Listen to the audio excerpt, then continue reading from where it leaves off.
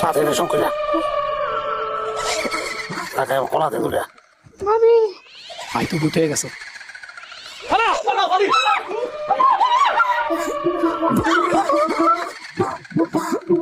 এরকম একটা 35 বছর আগে যখন আমি কামরূপ কামাক খাইছিলাম তখন এরকম একটা কেস আসছিল। বাবা এখন আমাকে কি করতে করেন, ডর তো শরীর দিকে মারতেছে। ডর তো একটু করবো, অনেক বড় পিচাস।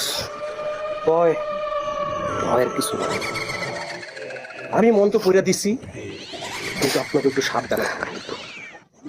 আল্লাহ তার অল্প একটু শাস্তি দিয়া তার কাছে সবই আল্লাহর ইচ্ছা। ওকে সাহেব